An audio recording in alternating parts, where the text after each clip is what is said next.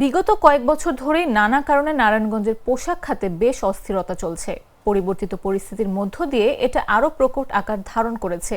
ধাক্কা সামলাতে ব্যর্থ হচ্ছেন শিল্প কারখানার মালিকরা। এই অবস্থায় ৫ আগস্টের পর থেকে এ পর্যন্ত ২৬টি পোশাক কারখানা স্থায়ীভাবে বন্ধ হয়ে গেছে। এতে কর্মহীন হয়ে পড়েছেন ৫,৩৪২ জন। সংশ্লিষ্ট সূত্র বলছে, রাজনৈতিক অস্থিরতা, ব্যাংক ঋণের উচ্চ সুদহার, উৎপাদন অপ্রতুলতা, আইনশৃঙ্খলা পরিস্থিতির অবনতি সহ বিভিন্ন কারণে নারায়ণগঞ্জের পোশাক কারখানাগুলোতে অস্থিরতা বেড়েছে। শ্রমিক আন্দোলনের কারণে ব্যাহত হচ্ছে কারখানার উৎপাদন, ফলে সময়মতো অর্ডার সরবরাহ করতে ব্যর্থ হচ্ছে কারখানাগুলো। সব মিলে চাপ সামলাতে না পেরে কারখানা বন্ধ করে দিতে বাধ্য হচ্ছেন মালিকরা। জেলা শিল্পাঞ্চল পুলিশ কার্যালয়ে জানায়, বর্তমানে নারায়ণগঞ্জে ছোট বড় মিলিয়ে ১,৮৩৪টি পোশাক কারখানা রয়েছে। বিভিন্ন কারণে গেল বছরের ৫ আগস্টের পর থেকে এ পর্যন্ত এক বছরে ২৬টি পোশাক কারখানা স্থায়ীভাবে বন্ধ হয়ে গেছে। এতে চাকরি হারিয়েছেন ৫,৩৪২ জন।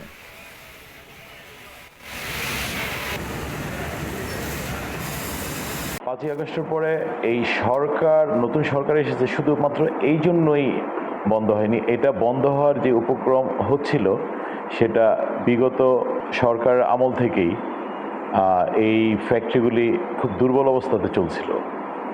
তার মধ্যে বৈশ্বিক অবস্থা, যেটা ইউক্রেন রাশিয়ার যুদ্ধ, আর সেটার শুরুটা হয়েছিল সেই আমাদের করোনার ভাইরাসের যেই বিভিন্ন বন্ধর, তখন থেকে এটার শুরু।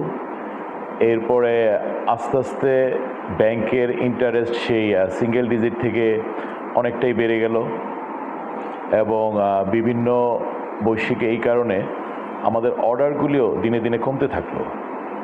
তো সব কিছু মিলিয়ে তখন থেকে ফ্যাক্টরিগুলো অনেক দুর্বল ছিল।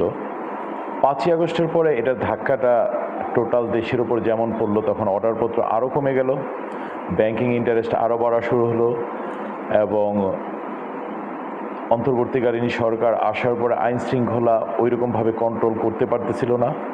তো সব মিলিয়ে ফ্যাক্টরিগুলো আরও খুব নাজুক অবস্থায় পড়ে একের পর এক ফ্যাক্টরি বন্ধ হওয়া আরেকটু শুরু হলো।